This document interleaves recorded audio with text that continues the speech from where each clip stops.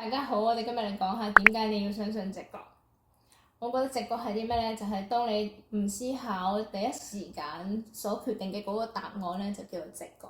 而呢個直覺通常對我嚟講呢，都係最準嘅。而當你每一次一思考嘅時候呢，呢個思考嘅邏輯呢，反而未必準。點解呢？因為思考嘅邏輯可以有好多個，你嘅 planning 可以由 plan A 到 plan Z 都得嘅。所以咧，你覺得條條大路咧，到最後好似個答案都係啱嘅。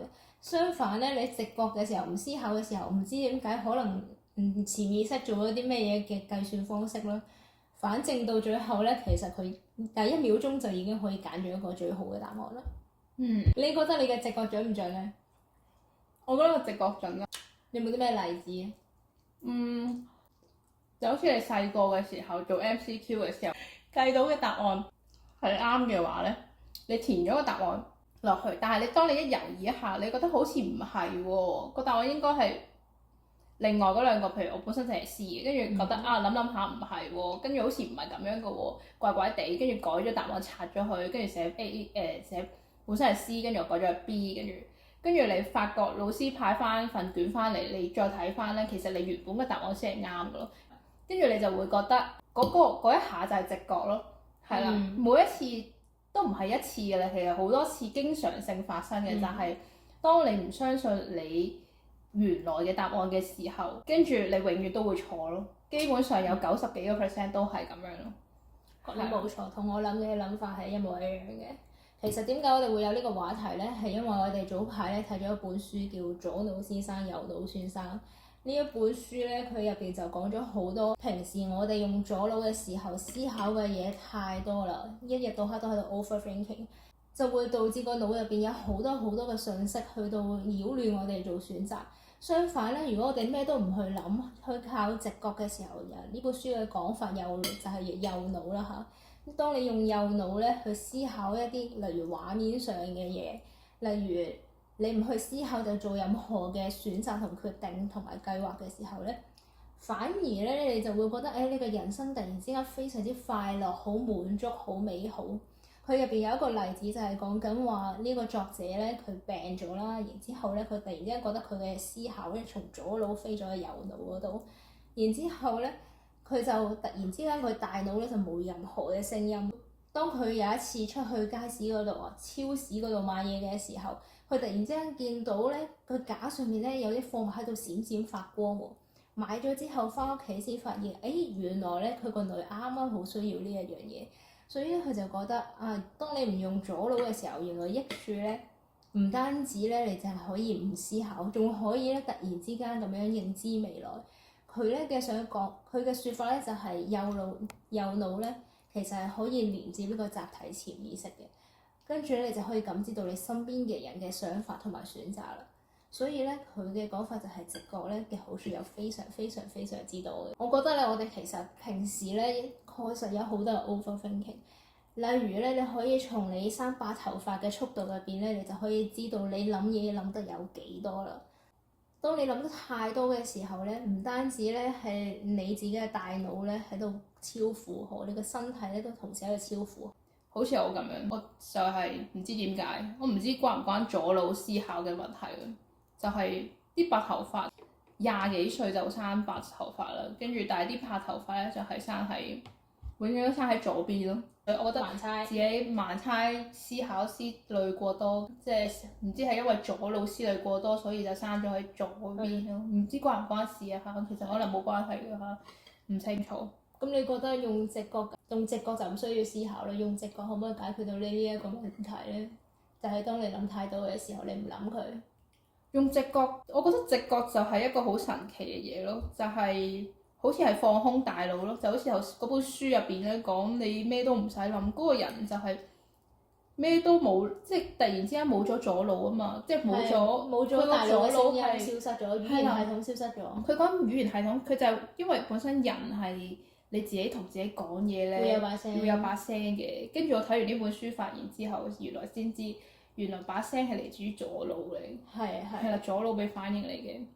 所以我就覺得右腦用直覺係啦，用直覺可唔可以解決你呢個問題咧？用直覺係可以解決呢個問題嘅。如果多啲用多啲直覺嘅話，因為你成日思考咧，即係你思考邏輯思維係左腦啊嘛。你用得太多嘅時候，你就會 overthinking，你就會諗太多啦，跟住就會好多情緒啊，會焦慮啊各方面啦，跟住你會影響你嘅皮質醇啦，跟住皮質醇偏高啦，就所有嘢就會引發你，即係好似而家啲年輕人思慮過多就成頭白髮咁樣啦，一樣意思啦。因為其實呢本書入邊佢係咁樣講嘅，當你用左腦去思考嘅時候咧，你思考緊嘅係咧過去同未來會發生嘅嘢。而右腦咧，你思考緊嘅係現在發生嘅嘢，即係大家應該會發現其實你係基本上唔會思考而家發生乜嘢，就好似咧你食緊啲咩嘢咧，其實佢係一個感受嚟嘅，但係你唔會嘗試去認真咁去感受咧，就係得兩個字啫，好食，唔好食三個字。但係你唔會話思考，呢個食物啊佢好食喎，咁佢好食喺邊咧？我感受下，我覺得認真咁去感受呢一個 moment 嘅機會，其實好犀利。佢本書竟然教你，即係同你講話你用右腦嘅話咧，係點樣去珍惜現在咯？冇錯啦。即係左腦咧係講緊你嘅未來同過去咯。係啊，所以你嘅 overthinking 嘅原因其實就係因為你不斷咁樣去悔疚你嘅過去，覺得後悔，覺得咩嘢嘅決定做得唔好，跟住你不斷咁樣用過去去說服自己，未來你咁樣做咧就一定會更加好啦，未來會發生乜事啊？未來又會發生 A、B 好事啊，C、D 壞事啊，不斷咁樣諗呢啲嘢，跟住就生白頭髮啦。即係年輕白髮嘅原因咯，其中一個原因。係因為資訊太多啦，所以要擔心嘅嘢太多啦。所以咧，用右腦去思考嘅時候，其實就真係唔思考咧，就係呢個感受而家呢一刻啦。我覺得佢有一個意象嘅想像好好嘅，佢教你咧就係想像咩啊？你自己踩住喺一個河流度，一個溪流度，然之後咧你就感受你腳下嗰石頭嘅質感，然之後咧後面過緊嘅水流咧，呢個就係時間。你會發現咧，無論時間點樣過去都好咧，你永遠企喺呢嚿石，你摸緊啲觸感，呢個先叫做現在咯。佢就教你用呢啲咁樣嘅令我而家諗到我而家呢一刻，就係我食緊嘢嘅時候咧，其實一路食嘢一路講嘢，其實係食而無味，因為我完全感受唔到，我淨係感受到呢個蛋糕呢個 pancake 嘅甜味咯，係啦。仲有 Oreo。哇！我真係食唔出喎，Oreo。係啊，可能真係因為我而家喺度用緊左腦思考緊啦。係啊，跟住我而家就即係你頭先講話要enjoy your moment。enjoy your moment 係啦。你 enjoy 緊你思考嘅 moment。我所以食唔出味道。係啊，跟住你即係好似你講食嘢，你點樣 enjoy moment？成日有陣時咧太忙啦，即係你翻工都係咧，跟住你食嘢。其實有陣時翻工咧，如果你即係譬如你過度焦慮咧，你真係會食之無味咯。跟住你就感受唔到究竟呢款食物究竟係有幾好食。食咗曱甴自己都唔知嗰種。係啊，即係你翻工有陣時忙咧，真係忙到會想嘔咁樣噶嘛。跟住你食嘢又唔係好想食啦，跟住你又冇胃口啦，跟住你係為咗生存而食咯，喺當刻。你就唔係感受。因為一日入邊一定要食 lunch，所以你就食咗個 lunch。係啦，跟住你就會感受唔到呢件嘢食究竟係好唔好食啦，係啦，即係明明你花咗咁多時間去煮啊嘛，但係你就珍惜唔到呢個食物嘅美味咯。係冇錯，所以點解話直覺可以解決問題？其實最主要就係唔係真係用你嘅直覺去點樣去完成咗解決咗呢一個問題本身，而係講緊話。當你用右腦嘅時候，好食係咪啊？有 Oreo 啊！當你用右腦嘅時候，你嘅苦惱就變少咗咧。你突然之間覺得，好似佢咁講，世界變得美好啊？點解啊？唔好理聽日食咗佢先啊嘛！你聽日嘅嘢，其實我發現咧係咁樣㗎。你擔心咁多咧，一啲用都冇。點解係？你嘅明天永遠都係唔一樣。你諗咗好耐嘅嘢，聽日嗰個人呢件事要點算好咧？嗰個人會點樣對我咧？好似我個 friend 同我講話，我聽日要同我好唔中意嘅人見面，我完全唔知點算好。結果嗰一日咩啊？忙到死，同嗰個人睄咗佢一眼，拜拜咗啦。所以根本就係咩啊？事實上咩嘢都唔會發生，但係你苦惱咗一晚，完全唔知為咗啲乜。係啊，我就想講就算我哋有陣時打電話都係咁樣啦。如果你當你諗咗好多1、2、3、4、5語言問題啊，你喺外國打電話，如果你英文，譬如我即係最近我哋要改，譬如要改嗰個咩啊 TELUS 嘅服務係啦。要改呢個網 plan，要續 plan，係啊，要續 plan，跟住我哋都諗咗好多，明明就係一兩下可以解決嘅問題，但係你就會諗啊，會有啲語言嘅 barrier 咧，會唔會佢問到最後點解決咧？請揾廣東話頻道。係喺加拿大都有呢個嘅廣東話電話服務，嘅，係啦，跟住你請支持廣東話事業。最後都係揾咗廣東話嘅服務。雖然我哋一開頭申請 plan 嘅時候都係有打英文嘅，揾英文其實一啲問題都冇，但係你揾英文咧，但係有啲嘢你想，唔係我哋表達得有問題啊，係你會擔心嗰個人聽有啲 hea，跟住佢永遠都唔認真去聽你噏乜，然之後冇錯，就好似我哋之前改個地址咁樣，改完到最後咁樣改完一次，你發現個系統都係冇改。改咩地址啊？之前咪地址錯咗嘛，跟住我哋打過改地址，到而家地址都仲係錯嘅。係啊，嗰個一啲用都冇，即係對方唔一定認真咁去理你咯。啱啊，跟住你就仲要同佢講半個鐘，好似係話唔使理佢，唔重要嘅。佢話呢個係啦，個 postal code 係啦，唔係咁重要嘅。跟住唔會影響我嘅服務嘅，跟住收費都冇問題嘅。係啊，咩都的確係冇問題嘅。不過我哋第一次就會覺得你個地址都唔啱，你會即係非常唔去影響個網絡咯啊，定係點樣啊咁樣咯。當然對方其實都係好 nice 嘅，但係你就會覺得啊，點解溝通要花咁多嘅時間咧？到最後好似緊問題都冇解決到。係呢個真係啊，一個謎嚟嘅。係，反正就係焦慮啦，即係咧諗太多啦，係。但係實改唔改啲地址真係唔重要嘅。係。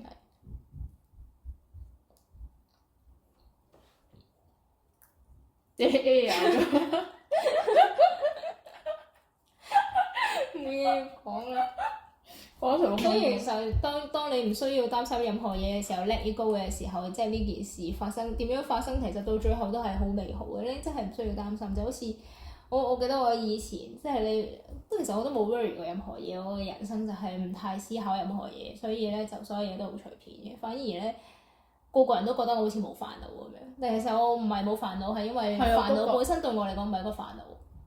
係咯，好犀利我都覺，因為我就比較即係係咯，唔思考，諗太多嘅思考，我就中意思考自己。因為我可能因為我比較唔一樣，我思考世界之外、人類以外嘅嘢，或者一啲即係廣泛性人類問題啊、社會發展問題啊呢樣嘢，我會認真去研究揾資料。你係思考一啲社會性，即係比較大嘅咯。但係我哋一般人咧就係思考自己啦，係。其實我都會思考，我都會煩惱嘅，但係我覺得呢個冇乜用，跟住我可以1秒鐘就停止思考。咁啊係，其實有陣時咧，你諗太多。你只要俾一個心理暗示自己就得，冇可能有人唔諗㗎，我都會諗嘅。但係你心理暗示非常重要，你只要講1秒鐘俾一個心理暗示。即係好似你嘗試一啲嘢咯，就好似我諗到佢哋啲即係你點樣跨出你嘅舒適圈？你跨出呢個舒適圈之前，你有啲人咧就會計劃100萬樣嘢。跟住其實到頭嚟就係一件好簡單嘅一件事。我最近睇佢教你點樣學習一個語言，就係講話你首先要知道你學習呢個語言嘅目的係點樣。如果你係為旅行嘅話，就係學旅行英文咪得咯，旅行嘅法文咪得咯。如果你為考試啊，你直接拎個試卷出嚟，直接研究試卷。喂，我啱啱都係咁樣諗啊！我啱啱沖涼嗰陣，你做咩要浪費咁多時間？都係話我要打開份試卷，然之後從零開始學咯。第一條問題去理解呢個句子啱咪咯。當你理解完呢份試卷，你份咪就等於你份試卷1年佢學咗4個語言啊，中文唔知咩文嗰啲差到去天咁遠嗰啲語言係啊，佢1年學4個，佢就話俾你聽。佢就出書話俾你聽，佢一年點樣可以成功咁學習呢4個語言，而且個中文佢真係完全可以，哎呀，這個菜市場買菜啊，點，佢完全係可以正常溝通嘅，只不過佢話啊，稍微有啲口音，咁口音冇辦法嘅，冇人 care 口音呢件事噶嘛。咁佢點學㗎？佢就講你首先要知道你嘅目的係啲咩，佢知道佢嘅目的係想同人哋可以日常溝通之後咧，佢最主要做嘅嘢咧就係直接咧就去開始同人溝通，從零的起步。跟住咧，佢就開始揾嗰啲老師咧，一嚟就開始喺度溝通啦。跟住就可以慢慢咁樣練好佢呢個溝通嘅能力，因為佢而家個目的係同人溝通啊嘛。咁如果你個目的係考試嘅話，你咪直接去睇嗰份卷咯，咁就唔好浪費咁多時間做其他嘢。即係好似話佢就尤其有個形容就係講話，例如你去背個詞庫啊，英文啊，從 abandon 開始學起啊。其實因為你根本你就唔知你讀書嘅目的咯。但係其他國家嘅人，咩韓國啊、中國佢哋好似係 A 即係 for 大陸人，佢哋 abandon，好似係 A 跟 for 住 abandon、其實 Z for。我想講我唔睇呢啲大陸電視，我都唔知原來 A 第一個字係 abandon。我都唔知啊，但係韓劇係咁播㗎。從來冇背過字典咯。唔知係睇韓劇定韓國綜藝，係反正佢哋又係從 abandon 開始背起，好神奇咯。係啊，唔知點解。abandon 係我好大個先知道嘅英文。但係其實我而家諗翻係你所有嘢 abandon 呢個字㗎吧？你學習所有嘢，你知道你學習嘅目的。譬如我而家係學習緊一啲我日常生活要用嘅嘢，我接觸到嘅嘢，我翻工會遇到嘅事，我應該平時你諗翻你自己嘅語言，你平時翻工你應該點樣問人哋問題，跟住你就應該去諗翻，你自己就去查翻。而家 AI 咁發達，你求其問一句 AI，我呢個字呢個語言應該點樣講啊？我想講就係你點樣可以好好咁樣同 AI prompt 呢一個問題，其實都係好依靠直覺嘅，就係你第一秒鐘諗到嘅問題，你好奇啲乜嘢咧，直接打出去問咧，永遠係一個最好嘅問題嚟嘅。當你思考咗一籮嘢之後，跟住同佢 jam 出嚟，佢永遠答你似是而非嘅，因為佢聽唔明咧咯咁啊！你打太多隻字。啱啊，即係好似我哋平時寫文一樣咧，即係 post fresh 之前咧。我通常就係靠我自己直覺啊！突然之間喺呢個 moment 諗到呢個問題喎，跟住我就用我自己語言，完全都唔需要問 AI。點樣？啲人而家就係講問 AI 點樣去 jam 一個好啲嘅題目啊嘛，有啲咩框架啊乜嘢嗰啲。但係其實都係好嘅。如果你個 AI jam 咗，你從零咁樣問 AI 俾咗一堆，然之後你真係可以完全咁做完佢嗰100題，都係好嘅。但係問題係你通常見完嗰個標題之後，你仲會繼續問佢點樣再調教，將一個問題調教100次，就會跟住你就跟住因為人哋俾咗100條，跟住你去揀，即係其實你都未必知道你自己揀嘅啱唔啱。我即係。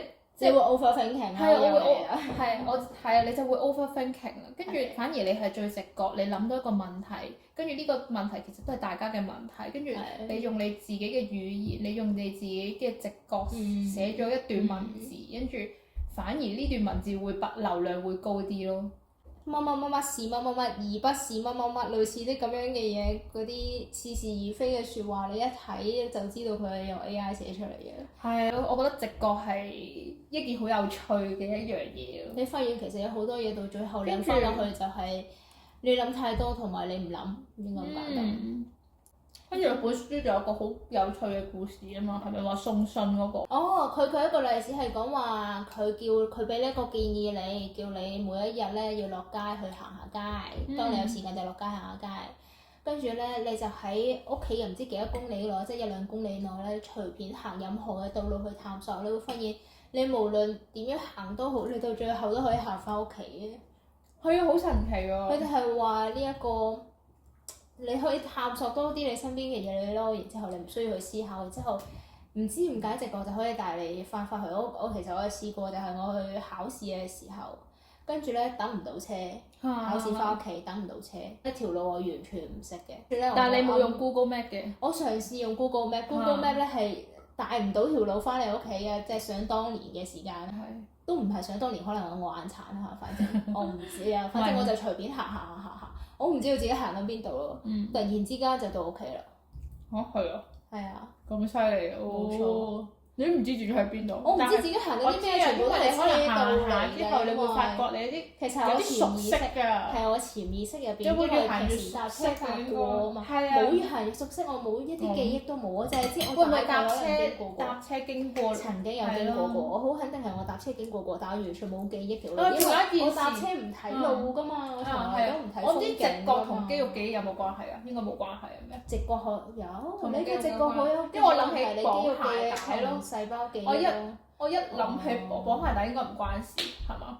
綁鞋帶啲肌肉記憶啦，純肌肉記憶咧，仲因為唔係啊，綁鞋帶可能係呢個唔關事，但係我想講好有趣嘅係，我一思考就唔記得。係啊，我一思考就唔記得咗究竟點樣綁鞋帶。我都試過，我有試過有一次唔記得，即係嘗試去思考自己嘅步驟，完全唔記得咗，跟住我重新學過。新學過。係啊，跟住我重新學過，因為而且咧一開頭咧，我哋未綁得好快，唰一下就可以綁完嘅。你失咗憶之後咧，我就變咗兔仔啦。跟住因為阿媽教唔係兔仔㗎嘛。我隔咗好耐之後先記得翻，先至學翻，唔係記得翻唰。係啊，你唔知點樣左翹右翹，跟住一掹㗎，但係你一諗咧你就唔識㗎。所以左腦有陣時阻住地球轉。係啊，左腦有陣時諗太多啦。你需要俾左腦休息下，跟住俾啲創意啊、右腦啊，俾佢發揮。所以其實想就例如呢本書，佢係教你咩咧？而家啲人咪好成日都講話要成日畫咩 dream board 啊，然之後咧要將你嘅願望點樣吸引力法則寫出嚟啊。佢就教你咧一定要用圖片、畫面、片段將佢還原出嚟。就例如你瞓覺同埋起身之前咧，就喺個腦海入邊咧。去諗一下你呢一個成功嘅未來會係點樣樣嘅，係一啲具體嘅畫面同行動，同埋有你本人喺入邊嘅，而唔係咧用文字寫出嚟。點解咧？用文字咧係左腦嚟嘅，佢要至少要經過多一個或者多個步驟啦，我唔知大腦咩構造啦，反正佢仲少要經過一個關於文字呢個關卡，將佢變成一個畫面嘅信息，然之後你自己先會感受到呢件事，因為文字其實你係唔會直接感受到嘅，但係畫面啊，你會直接感受到，就好似五感咁樣，你會直接摸到，你會聞到嘢，所以咧畫面嘅力量咧係強好多嘅。比起你用文字寫任何嘅目標，就好似點解佢話叫你文字寫目標嘅時候要準確到咩時間啊、人物地點啊，越寫得越 detail 越好咯。呢個但其實就係越具象越好咯。係啦，但其實就係你一個畫面未解決晒所有時地人話嘅嘢咯。你畫面本身就有啦，唔需要喺文字上做咁多。文字嘅話，你可能你一邊寫。譬如你一邊寫呢一封文字，你俾一寫啲人而家會講，除咗寫 vision board，寫給自己的信啊嘛。跟住你應該係邊寫呢段文字邊想像，係啦，有畫面寫嘅中間去諗咯。唔係真係寫信本身特別有用，係你寫信中間你嗰個感受，你回憶翻嘅畫面，你反思過嘅嘢，對呢啲咁樣嘅內容對自己係有用。有用，同埋你可以更加了解自己，知道自己要咩咯，我覺得。係啊，因為最重要嘅係咩？例如你真係寫咗封信咧，你過咗10日咧，你再望翻呢封信，你唔覺得你自己寫過？係啊，我其實寫咗封信，我會覺得，因為咧佢教你咩每日都要讀一次啊嘛。咁當然係你每日睇一次呢個畫面啦，教你。咁當然係啦，但係如果你真係寫完一封嘢，然之後你10日唔睇，即係可能10日佢係咁樣咯。你1個月唔睇，你再望翻佢，你就冇記憶。佢點樣講？我之前睇嗰條 YouTube 片就叫你第一次寫嘅時候，可能每日睇1個月，跟住之後咧就隔1-2個月先再睇。記憶曲線。係啊，少少咁樣咯。咁辛苦寫封信都要記憶曲線啊！我唔知啊，跟住反正唔係嘅，我覺得幾有用嘅，都有成功，即係我寫嘅嘢係有成功嘅。係啊，但係唔完全成功，因為我冇去做啊嘛。當你冇去做嗰個方向嘅時候，你就當然唔會成功啦，係咪？但係你有跟住你個方向去做嘅話咧，你就會成功。我就諗起啲人講話咩啊？成功嘅人士永遠都係思考完直接去行動而唔會去計劃。譬如我封信咧寫，譬如我嚟加拿大，我要住一個咩屋，咩 size 嘅屋。我需要擁有一個自己嘅房間，跟住咧我個房間咧要有獨立嘅自己嘅衣櫃，跟住我要有一張大床，我要有張直身鏡。直身鏡呢一樣嘢唯一冇成功嘅，因為我冇去買。唔係唔成功，係因為我冇特登去買，我冇呢個需要，因為呢度已經有好大嘅鏡啦，我唔需要照全身，因為我呢度出街唔需要打扮得太靚，所以我冇呢個需要，所以唔去買。唔係話我唔想買，唔係即係唔係話我冇能力去買，唔係一個必需品咯。係啦，唔係一個必需品。跟住譬如我要養個 balcony 嘅，我有騎樓，跟住我哋咪租屋嘅，租第2次就已經即係揾第2個地，第2定第3個地方就已經成功揾咗呢個地方。呢個係第一個。呢個第一個啦，係啊，呢個就係 exactly 我腦海我寫低嘅內容咯。係啊，呢個係第一個嚟。即係我話我要。反而第2、第3個唔成功啫。係啊，即係話我要有獨立嘅騎樓啦，我有自己嘅房間啦，跟住我最好有個書房啦。而且滿足我最大嘅願望係呢度係新樓嚟嘅。係啦，跟住我就譬如我話要樓下要有公園嘅，跟住西年咪樓下附近咪公園嘅。係啦，其實都係我哋做好多功課嘅，當然我哋睇過，即係我自己係抄過呢一度嘅罪案率啊，抄過呢一度嘅例如族裔啊，平時住嘅人係咩嘢啊。跟住附近有咩設施啊，嗰個巴士路線係點樣啊，有做過功課㗎。但係你就會可能會有一種係啦，即係你當你知道你腦海係啲咩嘅時候，你就會揾到但係零的方向開始嘅時候，我哋唔會知道呢一度有空屋可以咁樣租㗎嘛，所以呢啲確實完全冇諗過有空屋可以租，一定係即新嘅空屋係新屋，全新嘅屋咯，可以係啦，租咯。即係其實都係直覺吸引力法則成功嘅一種嚟嘅。係，我覺得係咯，好即係比較神奇。係咪算神奇咧？唔知咧，係係神奇幸運咯，再加埋係咯。係啊，我覺得我永遠咧，幸運成分我由細到大都係咁樣。我唔係超級好彩，即係我每天入邊突然之間賺100萬俾你。唔會掉下禮物俾你。對，但係又唔係咁講喎，佢唔會天唔會抌100萬俾我，但係個天永遠都抌好多禮物俾我。但係呢個禮物唔係100萬，唔係1000萬，係啲好。佢唔係一啲超級爆炸大幸運嘅，之後送一樣嘢俾你，你成世唔使撈啊咁樣，唔係呢啲。當然我依然期望呢件事會發生，我相信呢件事會發生，呢件事我相信嘅。但係我覺得即係幸運嘅事係源源不斷嘅。係，冇錯。即係譬如好似你覺得你好幸運，都係因為你譬如可能你本身嘅思慮冇咁多，你會諗好嗰邊嘅方向。係好難會有人，所以亦都好難有人會認為我係即係可能唔不幸啊，或者我覺得我身邊有啲唔好嘅嘢發生。我身邊從來冇人咁樣諗嘅，每個人都會覺得啊，點解你過得咁好啊？係啊，你覺得咁輕鬆啊，又係咯。每個人都會咁諗嘅，當然係我覺得係我俾個 vibe 俾人哋係咁樣咯。首先你俾個 vibe 係咁樣，其次你本身都係都係差唔多咁嘅狀態啊嘛。當然啦，呢一個係來自源源不斷嘅吸引力法則，來自10多年嘅吸引力法則嘅而完成嘅，就係現在進行時嘅一件。譬如你考試可能嗰份卷，你突然之間唔合格喎，你細個會係嘛？覺得佢係一件嚴重事，係啊，細個係覺得佢老師好嚇。點解？因為細個嘅時候咧，你會覺得人生係好窄嘅，你嘅道路就係得 A、B、C， 但係突然之間咧，你個 A、B、C 即係嗰個不幸嘅事情發生咗之後咧，你突然之間你個世界觀就打開咗。點解？因為我哋永遠都唔係責怪自己嘅人，所有錯誤都係從人哋身上嘅。跟住你就會開始諗，憑咩呢個教育制度話唔合格我就唔掂啊？憑咩呢個老師叫我留堂就留堂？好，我留堂就留堂，我留堂我咪留鬼咗佢咯，個半鐘咪爽俾佢咯，豪俾佢咯。跟住我咪離開咧，咁咪點樣去搶我啲咩獎？你突然之間覺得條路開闊咗啦。然之後咧，你知唔知我哋以前係咩啊？成班即係留堂唔係啲咩大件事咯。本身好大件事啊，反而個個都係咁樣之後就習慣成自然啦，完全係。